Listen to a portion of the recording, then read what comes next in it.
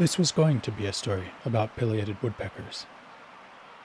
But then historical events intervened, and I couldn't ignore them. We'll get to the woodpeckers, I promise. But first, we've got a journey ahead of us.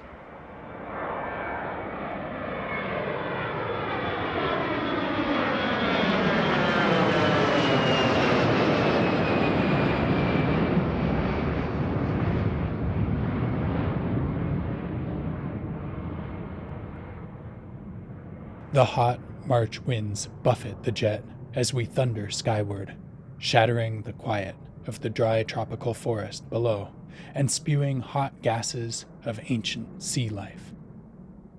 I crane my head and say a silent goodbye to the Huatulco landscape that has become a second home to me. We've already rocketed higher than the Cerro Huatulco. The dry course of the Arroyo Todos Santos slips by in an instant, and then we're banking towards the coast, a wide, wide turn over the tierra natal of my partner and generations of her family. Goodbye for now, my loved ones. Que Dios los cuide.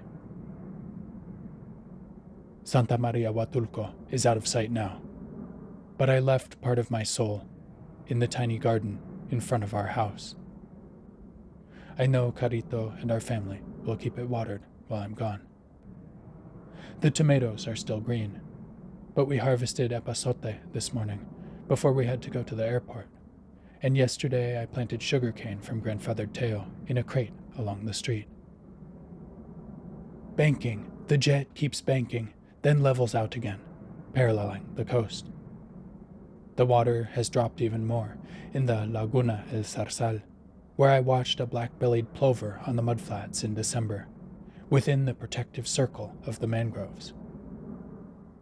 We race over La Crucecita and all of the tourist hotels and sprawl of Bahías de Huatulco, the golf course at Tangolunda, the mouth of the Rio Copalita, where the collared plovers hide in the sand. We bank again, and the landscape keeps shrinking into anonymity as we set course towards Ciudad de Mexico and points north. By the wee hours of the morning, if all goes well, I'll be in Missoula, Montana, USA. I keep my eyes glued to the window and trace the Rio Copalita upstream to Santiago Xanica, where the first oak forests begin and Zapoteco is still a living language, and then I'm lost for a time, without landmarks as we cross the pine forest, mountains and narrow valleys, so many mountains of the Sierra Sur. Goodbye for now, Santa Maria Huatulco. Welcome to Wild with Nature. I'm Shane Sater. This story, which I share here in April of 2025, is called Journey to the Pileated Woodpeckers, Earth Connection in a Critical Time. If you'd like to read the written version of this story, illustrated with my photos from the field, as you listen, you can find it on my website, wildwithnature.com. And now, let's continue with the story. This is no routine trip. We're 2 months into the second Trump presidency in the U.S., and all of the reports I've been seeing make me fear that my country of origin is plunging into a dictatorship.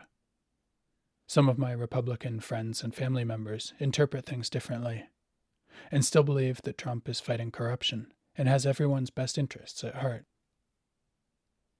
I really wish I could believe that. A few days before my flight, Trump's police arrested 261 immigrants in the U.S., accused them of being linked to a violent gang. No evidence, no trial, and shipped them to a hell-on-earth prison in El Salvador. When a federal judge ordered them to turn the planes around, they ignored the order. Oopsie, too late, posted Nayib Bukele, the dictator of El Salvador.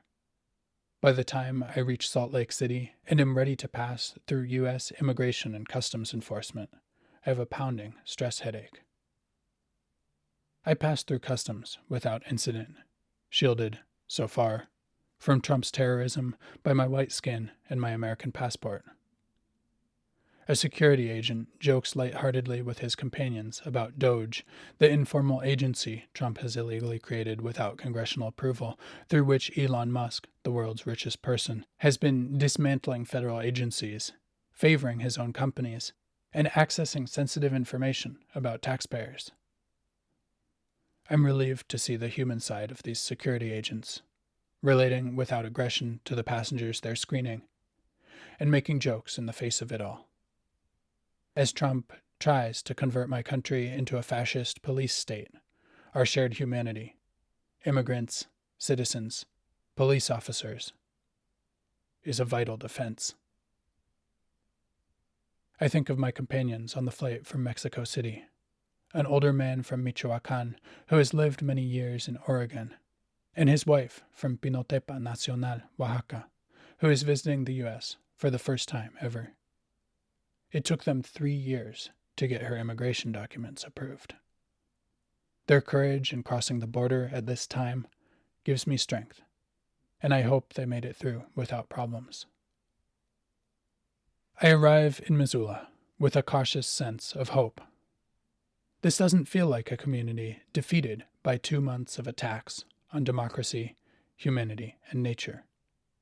If anything, I sense that the storm, as Trump and his ultra-rich backers show us the extremes of sick human behavior, is bringing us together. Community is resistance. Kindness to our fellow humans is resistance. Saying no to fascism is resistance. And nurturing a healthy connection with the earth is resistance.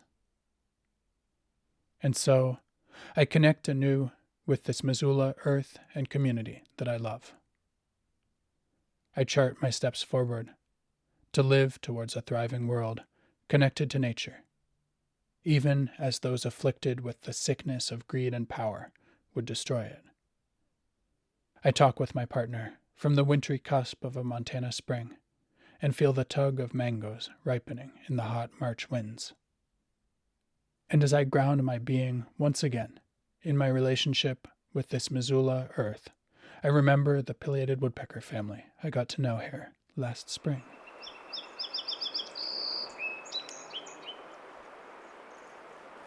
It's mid-April along the Clark Fork River when I first see the pileated woodpeckers. The cottonwoods are flowering,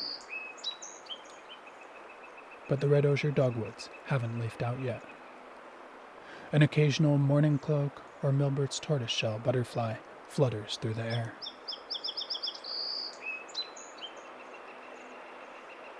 The tapping of the male pileated woodpecker is barely noticeable in the cottonwood the pair has chosen for their nest along the river channel. I watch him for maybe 20 minutes, perching on the outside of the dead snag and tapping on the trunk, periodically tossing out beakfuls of wood chips. Finally, I hear a kee-kee-kee-kee-kee-kee call in the distance, and he responds. A few minutes later, the same call and response again. And then comes the caller, the female. She lands on the far side of the nest tree. He flies off. She sidles over to the hole and starts the same excavation process. Tap, tap, tap, quietly. Toss, toss, toss, silently. I look up the nest-building process. 3 to 6 weeks in Oregon, reports Birds of the World. 23 days in Kentucky. Goodness. 3 weeks minimum for a pair of pileated woodpeckers to build a nest. 3 weeks beating away at a stubborn dead tree, chipping a hole with a durable bill, constructing a fortress for the nestlings. Talk about dedicated parents. 2 days later, I visit the pileated woodpeckers again. A sunny morning after a brief rainstorm in the night. The female is on the outside of the nest tree as I carefully approach, working on the cavity.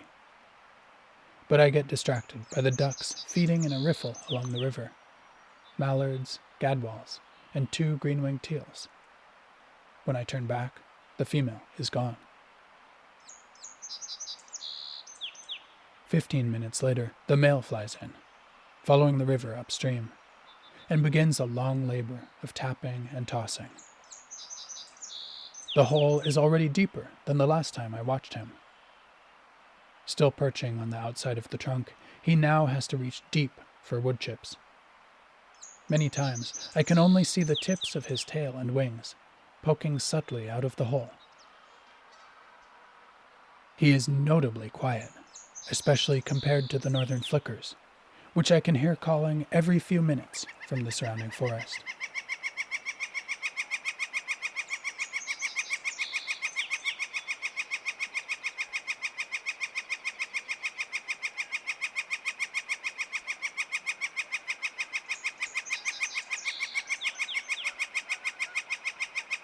Finally, through pure luck, I'm able to capture a few of his calls.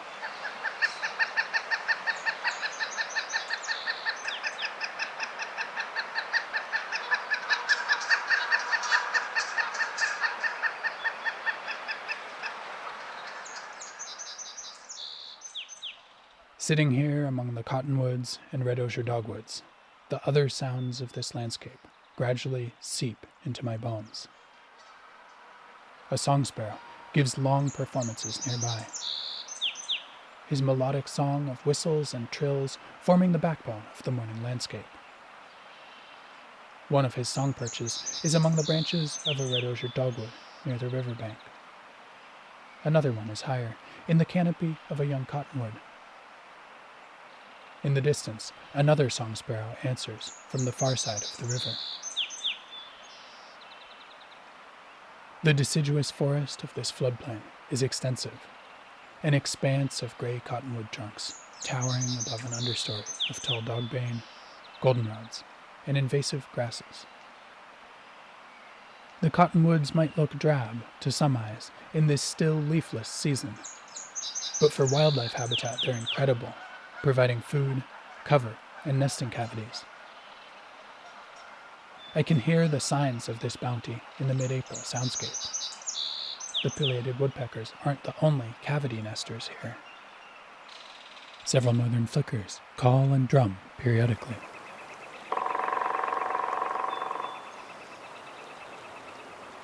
Red-naped sapsuckers recently arrived from their winter range in northern Mexico and the southwestern U.S., give their slowing down tapping from dead branches, defending territories across this forest.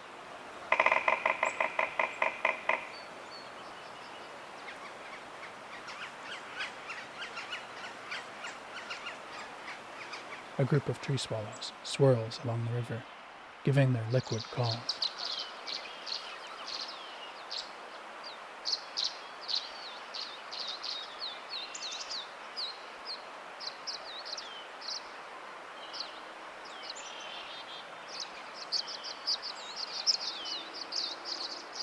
The male pileated woodpecker remains quiet most of the time. Once, a northern flicker lands nearby, then thinks better of it. The pileated begins calling forcefully and follows the flicker, warning him off, then returns to his nest tree. Another time, as the song sparrow choruses in the background, he calls without any inspiration that I can see. The powerful kee-kee-kee-kee-kee that lets the whole forest know a pileated woodpecker is around.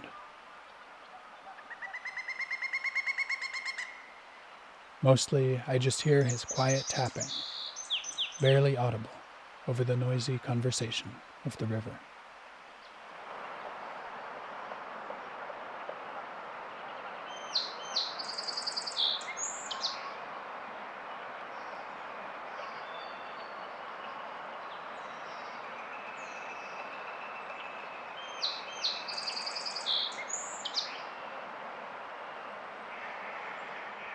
Thanks for listening.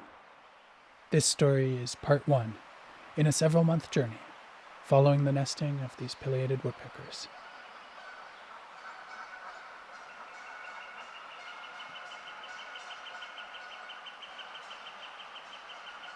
This podcast and the whole project of Wild with Nature is possible thanks to the support of listeners like you. This support includes those of you who simply share my podcast with your families, friends, and communities.